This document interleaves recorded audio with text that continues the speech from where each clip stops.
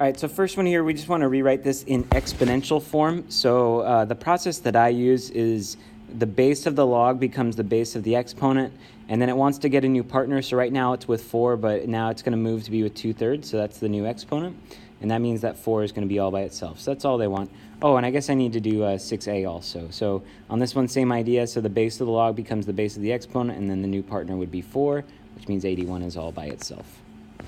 All right, same idea, we're here with number 8. Once again, we're not really evaluating these, we're just writing them in the exponential form. So on this one, though, you can see that they did not write the base here, but it's an ln. ln is always base e.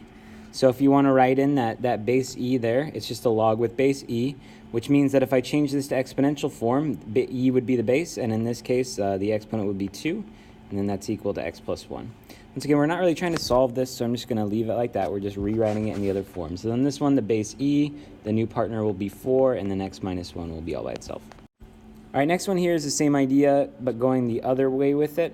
So I'll do number 10 here. So we're writing the equation in logarithmic form.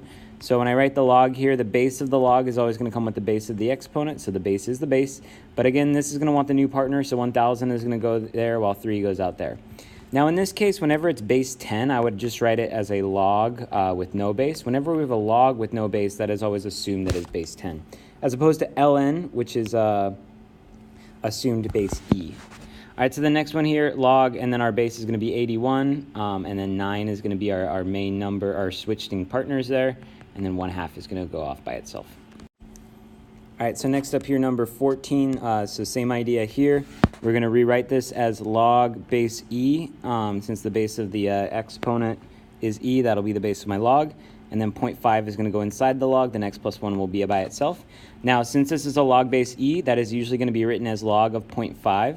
Or sorry, not log, ln of 0.5 equals x plus 1. So whenever it's a log base e, they're going to write that as an ln. So on this one, same idea, ln of t equals 0.5x. So this form is actually not wrong. This is actually correct, but then this one is just kind of better. It's a better way to say it.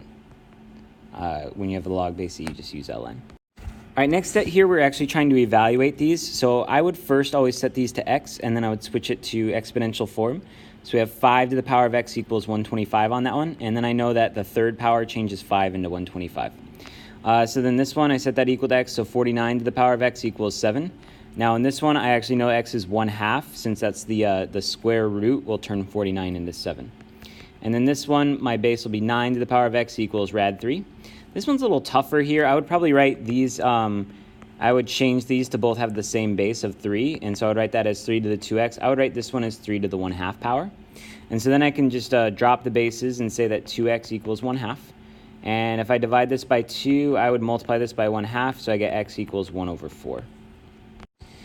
All right, next up, this set, I would set these equal to x, and then I see kind of all of these as an exponential. Like I think of this as e to the u equals x.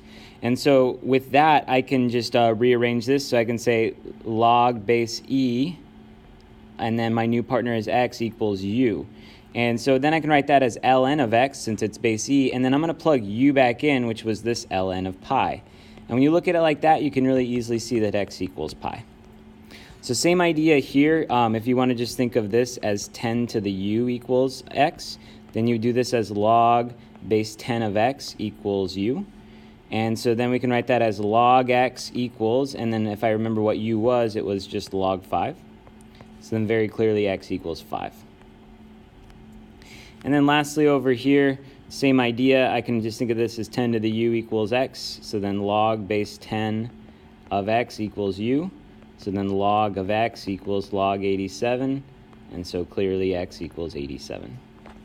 All right, next set here, number 28. So I would just switch this to the other form. So I would say 4 to the power of x equals 2.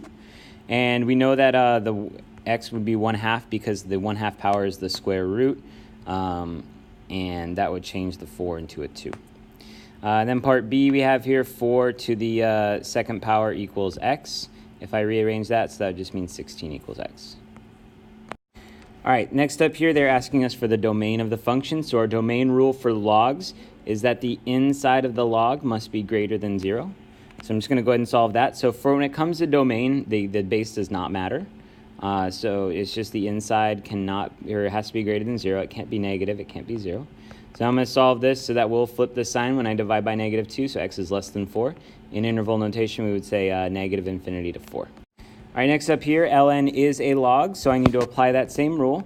And so I take the inside, set it greater than 0. Remember that for the question of domain, the base is irrelevant, just the inside must be greater than 0. Now I see that this is a nonlinear inequality, so I need to factor, and then I'm going to go ahead and use test points here. So I got 0 right there, I got 1 right there, we're going to make that 0. And then you can either use test points or you can kind of know what this graph looks like. Negative x squared will be an upside down parabola.